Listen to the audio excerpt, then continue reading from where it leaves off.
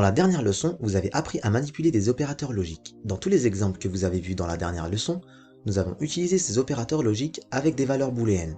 Mais en JavaScript, contrairement à de nombreux langages de programmation, nous pouvons utiliser ces opérateurs logiques avec des valeurs non booléennes. Et c'est extrêmement puissant. Permettez-moi de vous montrer quelques exemples. Disons que nous avons faux ou vrai. Selon vous, quel est le résultat de cette expression? Eh bien, c'est vrai. Maintenant, que se passe-t-il si nous avons faux ou la chaîne Toto? Selon vous, quel est le résultat de cette expression? Eh bien, jetons un coup d'œil, on récupère Toto. Et si nous avons faux ou un numéro 1? On récupère le numéro 1. Voici donc la première chose que vous devez réaliser. Le résultat d'une expression logique n'est pas nécessairement vrai ou faux. Cela dépend de la valeur de l'opérance que nous avons. Dans le premier exemple, notre deuxième opérande est vrai, et c'est pourquoi nous avons vrai.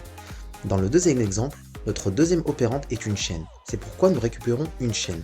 Et du même coup, dans le troisième exemple, nous récupérons un number. Donc lorsque notre moteur JavaScript essaie d'évaluer cette expression, il regarde chaque opérande si cette opérande n'est pas un booléen vrai ou faux. Il essaiera de l'interpréter comme valeur de type vrai qu'on appelle truthy ou valeur de type fausse qu'on appelle falsy. Donc en JavaScript, nous avons des valeurs que nous appelons falsy. Ce n'est pas un faux booléen, c'est une valeur de type fausse. Quelles sont les valeurs de type falsy? Eh bien, nous avons un undefined, un nul, un numéro 0, la chaîne boolean false, un vide, et enfin un NaN, c'est-à-dire n'est pas un nombre.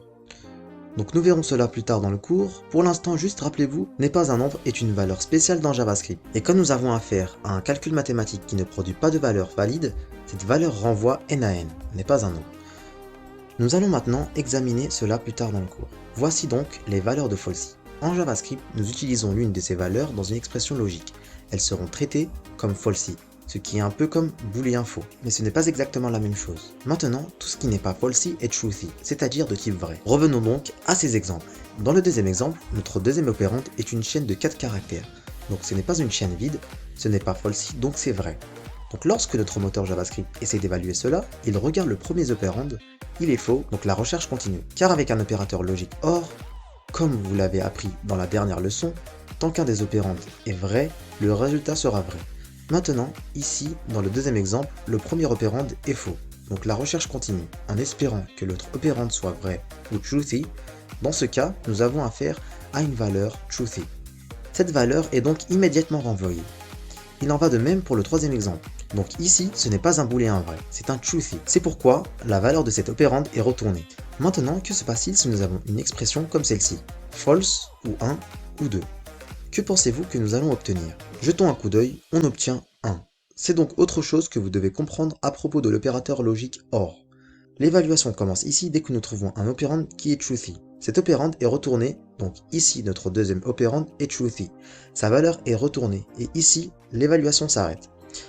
Peu importe ce que nous avons du côté droit, nous pourrions avoir un million d'autres opérandes, ils sont complètement ignorés. C'est ce que nous appelons le court-circuit. C'est exactement comme les courts-circuits électriques. Maintenant que vous comprenez comment ces opérateurs logiques fonctionnent avec des valeurs non booléennes, permettez-moi de vous donner un exemple concret sur le moment de l'utilisation. Imaginons donc une application, et quelque part où l'utilisateur doit choisir une couleur, où nous allons utiliser une couleur par défaut. C'est peut-être la couleur du t-shirt qu'il veut acheter. On va donc déclarer quelques variables qu'on va appeler userColor. On définit cela sur rouge. On définit ensuite une nouvelle variable qu'on appelle defaultColor. On définit cela sur bleu. Et enfin currentColor qu'on définit sur userColor ou defaultColor. Lisons maintenant cette expression, userColor ou defaultColor, qui signifie essentiellement que si nous avons une valeur pour userColor, nous allons l'utiliser, sinon nous utiliserons defaultColor. Maintenant, on enregistre cela sur la console, on fait un console log de currentColor, on obtient rouge, parce que notre utilisateur a sélectionné une couleur. En revanche, si l'utilisateur n'a pas sélectionné de couleur, on définit sur undefined. Donc on enregistre les modifications, on obtient bleu, parce que le defaultColor est bleu. C'est donc le pouvoir d'utiliser l'opérateur logique OR, entre non booléens. Avec cette technique, nous pouvons fournir des valeurs par défaut.